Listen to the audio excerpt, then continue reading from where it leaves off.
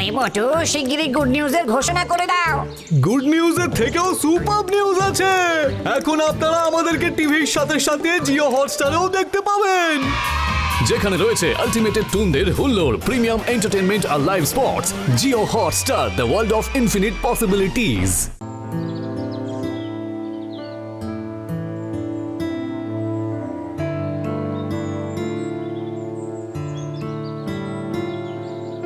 হ্যাঁ গো, গ্রাম তো শূন্য হয়ে গেল। হ্যাঁ, সবারই তো প্রাণের মায়া আছে, বেঁচে থাকার স্বাদ আছে। হ্যাঁ গো, আমরা কি করব? এই শূন্য মরুভূমিতে পড়ে থাকবো? দেখি দেখি আর কটা দিন। আরে ও হীরালাল,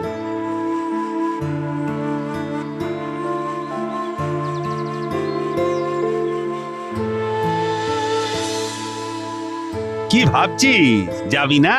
না গো মোড়ল মশাই, তা এখানে থেকে কি না খেয়ে মরবি বলে ভেবেছিস? মোড়ল মশাই, মোড়ল মশাই, দেশের বাপ ঠাকুরদার এই ভিটে বাড়ি ছেড়ে কোথায় যাব বলো তো? বড় মায়া লাগেছে সেরে যেতে। কটা দিন দেখি। আরে দেখলি তো, বর্ষা চলে গেল, বৃষ্টির আর কোনো আশাই নেই। খরা খরা, যাই রে, বেলা থাকতে থাকতে যদি পারি ভিন দেশে পৌঁছে যেতে, যাই। ওরে বাপ ঠাকুরদার সুজলা সুফলা ভিটে কি আর আছে? এ তো মরুভূমি রে, মরুভূমি।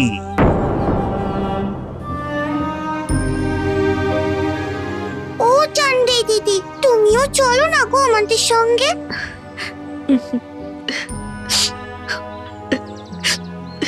কাঁদছো কেন গো? চলো না, আমার যে তোমাকে ছেড়ে যেতে খুব কষ্ট হচ্ছে গো। চলো না, চলো না দিদি। না রে সোনা, তোরা যা, ভালো থাকিস। চলো না গো।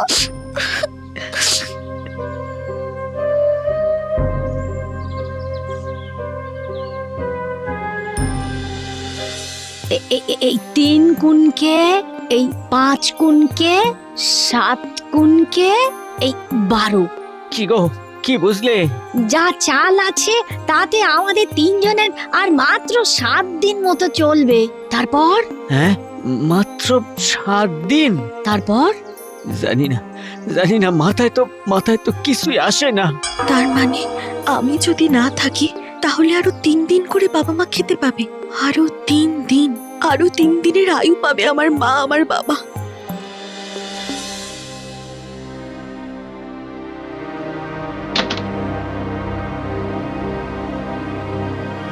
এমনি না খেতে পেয়ে মরতাম, আর এখন এই মরুভূমিতে রোদের তাপে জল না পেয়ে একা মরলে কি আর ক্ষতি হবে?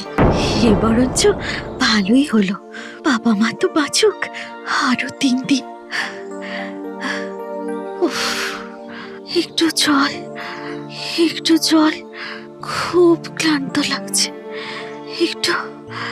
একটু জল চাই। ওই বাড়িটায় গিয়ে যদি একটু জিরানোর জায়গা পাই।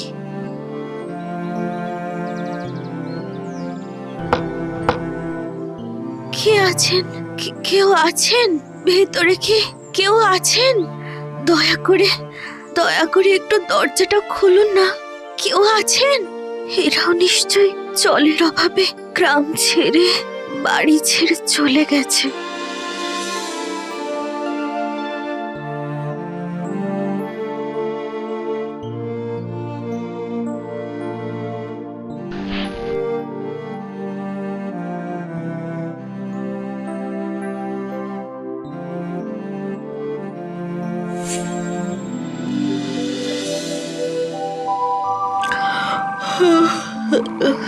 কিরে, তুই বোধহয় যাসনি? আমার বাবার মতোই গ্রাম ছাড়তে পারিসনি না রে? এই তো রাতের বেলা গাছতলাটা পরিষ্কার করলাম, এর মধ্যে নোংরা হয়ে গেল কি করে? শুনলাম রে, যদি মরে যাই তাহলে একটু মাটি চাপা দিয়ে দিস, কেমন?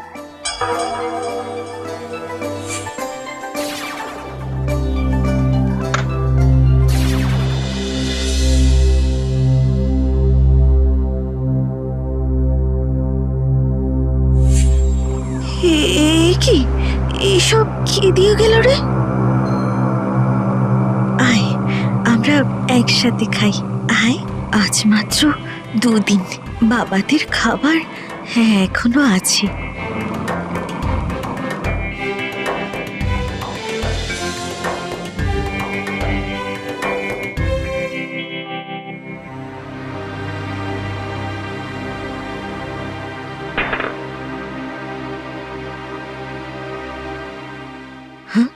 আরে মোহর, কে কে মোহর দিয়েছো? খাবার কি দিয়েছো? সামনে এসো। আমি আমি প্রেত। আমায় তুমি দিনের বেলায় দেখতে পাবে না। আমি এই বাড়িতে থাকতাম, মায়ায় পড়ে এই বাড়ি ছেড়ে যেতে পারিনি। শেষে জলের অভাবে আমি মারা যাই। তাহলে তাহলে কি আমার বাবা মা? তুমি খুব সৎ, তাই তোমায় মারিনি। শোনো, এই গাছের নিচে তোমার ডান দিকে দেখো, মাটি খোঁড়ো, আরো মোহর পাবে। যেটুকু দরকার নাও, তারপর এখানেই একটা শহর তৈরি করো, জলের ব্যবস্থা করো, মানুষের উপকারে লাগো। শুধু দেখো এই বাড়ি গাছপালা যেন একই রকম থাকে। এ আমার বড় সাধের।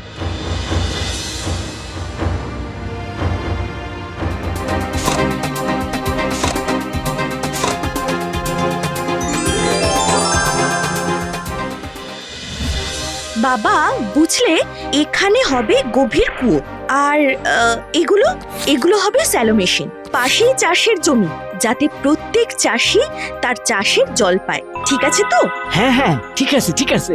আর থাকার জায়গা? এই তো, এই পাশে ফাঁকা জায়গাটাই গড়ে উঠবে ছোট ছোট বাড়ি, সুন্দর সুন্দর বাড়ি। সবার একটা করে বাড়ি হবে, কেমন? সবার থাকার জন্য বাড়ি বানাতে গেলে অনেক খরচ। এই বাড়িটাতেই তো অনেকে থেকে যেতে পারে, যদিও বাড়িটা পুরনো, রংচটা। আরে কাকা, পয়সা নিয়ে চিন্তা নেই, আমরা সবাই একসঙ্গে থাকবো। আর এই বাড়িটা যেমন আছে তেমনই থাকবে, সঙ্গে এই গাছটাও। এই বাড়ি গাছ রেখে দেওয়ার যে কি কারণ সেটাই বুঝলাম না। যাকে যা, তুই যেটা ভাবছিস কর, তবে আমার কিন্তু বাড়িটা একটু বড় আর খোলামেলা জায়গায় হলেই ভালো হবে গো কাকা, হবে, চিন্তা করো না। তাহলে সবাই লেগে পড়ো কাজে। হ্যাঁ হ্যাঁ হ্যাঁ হ্যাঁ।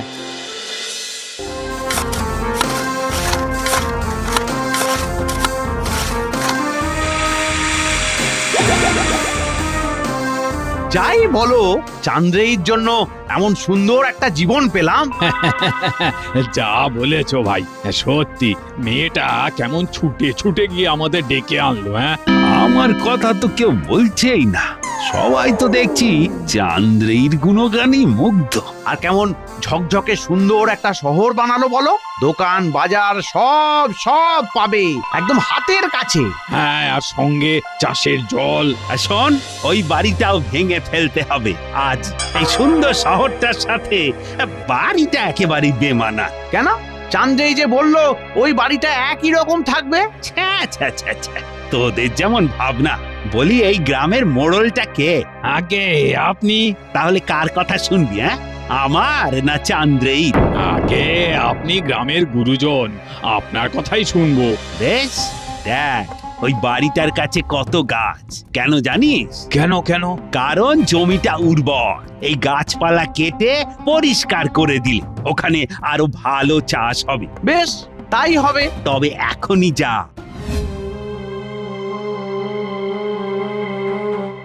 এই, কি করছো তোমরা? মোড়ল মশাই বললো এই বাড়ি ভাঙতে, এই গাছ কাটতে।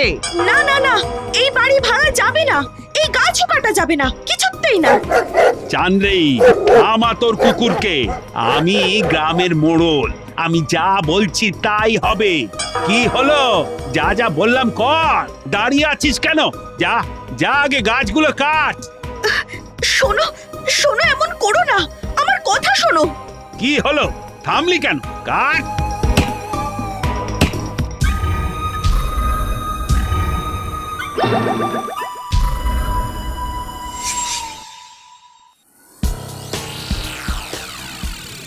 হায় হায় হায় হায়, কি হলো? সব যে হাওয়ায় মিলিয়ে গেল। এই এই জন্য মানুষকে বিশ্বাস করি না আমি। লোভ, লোভ, তোদের লোভই তোদের শেষ করে দিল। এই মেয়েটা সৎ, এর মুখের দিকে তাকিয়ে আমি তোদের সব দিয়েছিলাম, কিন্তু লোভের কারণে তোরা সব হারালি। চন্দ্রে আর তার বাবা মা শুধু এখানে থাকবে, ওদের খাওয়া পড়ার অভাব হবে না, আর কেউ এদিকে ঘেসবি না। চলে যা, চলে যা তোরা, নইলে আমি ঘাড় মটকাবো। যা যা।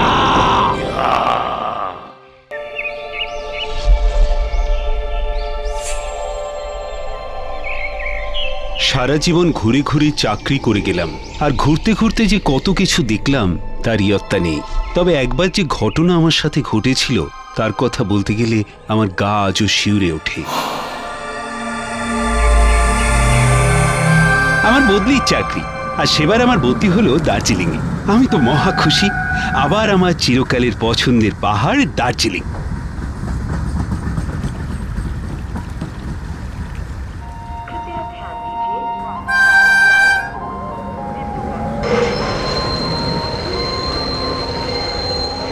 ট্রেন লেট কি এক অজ্ঞাত কারণে, ফলে নেমেই তাড়াহুড়ো করে স্টেশনের বাইরে এলাম। বাইরে তখন গাড়ি ড্রাইভারদের হাঁকাহাঁকি। গাড়ি গাড়ি গাড়ি দার্জিলিং কালিম্পং গ্যাংটক, গাড়ি গাড়ি দার্জিলিং, গাড়ি গাড়ি দার্জিলিং কালিম্পং গ্যাংটক। 5000 দেবেন স্যার? না না, অত দিতে পারবো না। একা যাবেন স্যার, ওটুকু তো লাগবেই। অনেক দরাদরির পর 4000-এর অফা হলো। ছোট গাড়ি, ঠিক হলো সে আমাকে একাই নিয়ে যাবে। উঠে বসলাম, যাত্রা শুরু।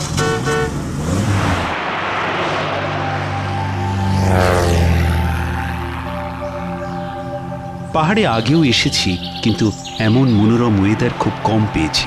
যাই হোক, পাহাড় দেখতে দেখতেই পৌঁছে গেলাম আমার জন্য নির্ধারিত বাংলোয়।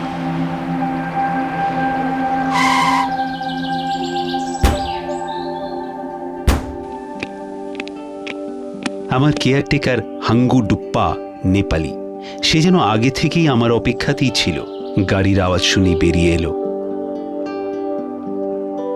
সালাম সাহেব, आप ही तो नया अफसर है। হ্যাঁ, অখিল মুখার্জি, সরকারি ইলেকট্রনিক অফিসার। आइए आइए हुजूर, अंदर आइए।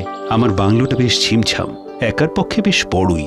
পাহাড়ি গাছগাছালিতে ঘেরা বাংলোটাকে দেখে বেশ নিশ্চিন্ত হলাম।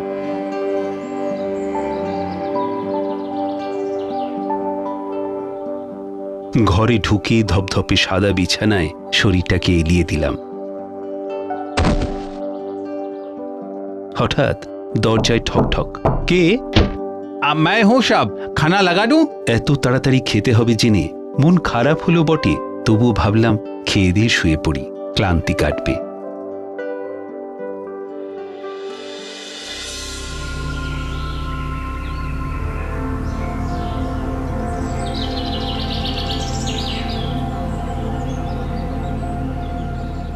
নমস্কার মিস্টার অখিল মুখার্জি, আমি এই অফিসের দাসবাবু, মানে সবাই দাসবাবু বলেই ডাকে আর কি। নামটা আর কারো বোধহয় মনে নেই, তবু জানাই যে আমি চিরঞ্জীব দাস। নমস্কার দাসবাবু। কত বছর এখানে? তা বছর 22। এখানেই সংসার সাজিয়ে নিয়েছি, তবে ইয়াং বয়সের কলকাতাকে মাঝে মাঝেই বড় মিস করি। প্রাণ খোলে এই মানুষটাকে প্রথম দিনই আমার বেশ ভালো লেগে গেল। দেখুন, পাহাড়ি পরিবেশে এই সময়টা বড্ড ভালো, ঝকঝকে রোদ, তবে বিকেল না হতেই ঝুপ করে অন্ধকার নেমে আসে, তখন কলকাতাকে বড্ড মিস করবে। পাহাড় আমার ভালোই লাগে, বিশেষ করে পাহাড়ের এই পাকদণ্ডী ব্যাপারটা আরো রোমাঞ্চ জাগায়। এখানে কাজের চাপ খুব একটা নেই, খুবই সামান্য। আজই তো জয়েন করলেন, চলুন কাজ না করে আজ একটু ঘুরে আসি, পাকদণ্ডীটা এনজয় করে আসি। চলুন চলুন। সই করে বেরিয়ে পড়লাম। হাঁটতে হাঁটতে দেখলাম পাশেই ঝর্ণা আর অজস্র অর্কিড। রান্না বান্নার কথা কিছু ভেবেছেন? আপাতত হাঙ্গুডাঙ্গু আছে, তারপর গুছিয়ে নিয়ে নিজেই নিজের কুক হয়ে যাব। বেশ বেশ বেশ, তাহলে এই রবিবার বিকেলে আমার ওখানে চলে আসুন, একটু আড্ডাও হবে, সঙ্গে খাওয়া দাওয়া, যাকে বলে নেমন্তন্ন। অফিসে তো আর আড্ডা দেওয়া যাবে না। আপনার ওখানে মানে? মানে আমার বাড়ি পাশেই। চলুন চলুন, আপনাকে দেখিয়ে আনি। না, আজ থাক, অফিসে ফিরে যাই, কাল শনিবার কাজকর্ম কি আছে দেখিনি, তারপর তো রোববার রইলই। বেশ, চলুন, কর্তার ইচ্ছাই কর্ম। দাসবাবুর রসিকতায় দুজনেই হেসে উঠলাম। ফিরে এলাম অফিসে। অমিয়বাবু ফাইল দিয়ে গেলে দেখলাম দাসবাবু বেশ করিতকর্মা লোক, আমার জন্য কোনো কাজই ফেলে রাখেনি। সেদিনের মতো কাজ সেরে ফাইল গুছিয়ে উঠব বলে ভাবছি, এমন সময় দাসবাবু এসে বললেন, চলুন একসাথে যাই, একই তো পথ। না, আমার কিছু কেনাকাটা আছে, একটু ভালো চা আর কিছু স্ন্যাক্স। বেশ বেশ, তাহলে আপনি আপনার বাজার চালু রাখুন, আমি যাই। হ্যাঁ, রবিবার বিকেলে দেখা হচ্ছে। আপনার কোয়ার্টার থেকে হেঁটে গেলে মিনিট 5 মেলে না উঠে বাঁ দিকে চলে যাবেন। হ্যাঁ, কয়েকটা বাড়ির পর একটা বাগান ঘেরা বাড়ি পড়বে, সেটাই অধমের। দেখতে দেখতে শনিবার কেটে গেল নিমেষেই। আজ রবিবার, বাইরে টিপটিপ করে বৃষ্টি পড়ছে। একটু ভদ্রগোছের বাবু সেজে ছাতা নিয়ে বেরিয়ে পড়লাম দাসবাবুর বাড়ির উদ্দেশ্যে। পথে কিছু মিষ্টি নিয়ে নিলাম। বেশ খানিকটা হেঁটেই বুঝলাম বাড়িটা শহর থেকে বেশ একটু দূরেই। পাকদণ্ডি শেষে একটা গাছগাছালিতে ঘেরা একটা ছোট্ট বাড়ি, নানা সুন্দর সুন্দর অর্কিড, পাইন গাছে ঘেরা বাড়ি। আমি লোহার গেট খুলে ঢুকে গেলাম। দরজায় কড়া নাড়তেই বেরিয়ে আসেন একজন পাহাড়ি মহিলা। কাকে চাই? আমি মানে অখিল মুখার্জি। এটা কি দাসবাবুর বাড়ি? আরে হ্যাঁ হ্যাঁ, ঠিক বাড়িতেই এসেছেন। আসুন আসুন মুখার্জি বাবু, সুস্বাগতম। পরিচয় করিয়ে দিই, আমার স্ত্রী কাঞ্চি। কাঞ্চি এই পাহাড়েরই মেয়ে, এখন এই বাঙালির ঘরণী। বাংলাটাও ভালোই শিখে নিয়েছে। আপনার বাগানটা কিন্তু ভারী সুন্দর। করিতকর্মা বউ আমার। এই বাগান কিন্তু ওর নিজের হাতে তৈরি, এই অধমের কোনো হাত নেই। আসুন আসুন আসুন, বসুন বসুন।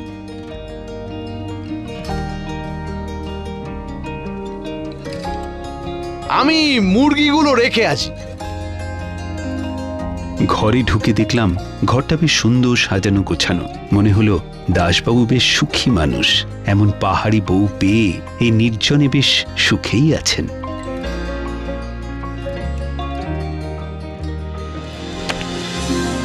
চা চলবে তো? হ্যাঁ নিশ্চয়ই। যাও চা করো 2 কাপ। আড্ডা জমে উঠল, চা এলো।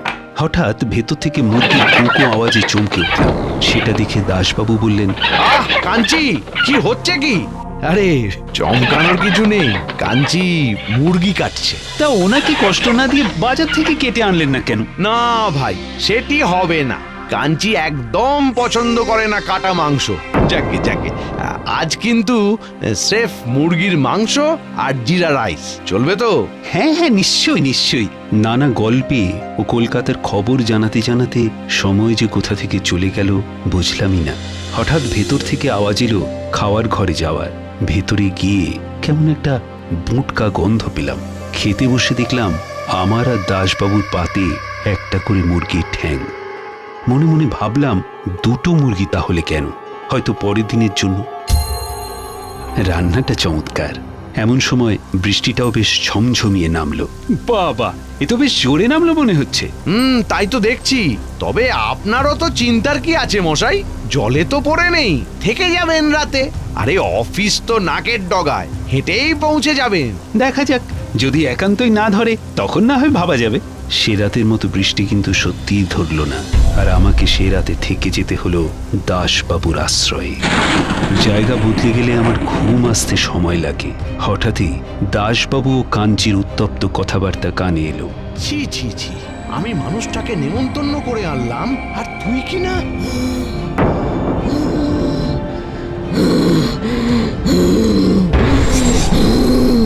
কাঞ্চির কোনো কথাই আমি আর শুনতে পেলাম না। সঙ্গে সঙ্গে ফিরে এলো সেই বোটকা তীব্র ঝাঁঝালো গন্ধটা। যার জন্য আমি 3টে মুরগি কিনে আনলাম, আর তুই মাত্র একটা করে ঠ্যাং দিলি পাতে। ছি ছি ছি ছি ছি, নিজে সব খেয়ে ফেললি।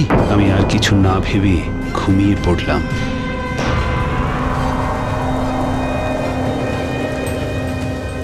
রাত তখন ঠিক কটা বলতে পারবো না।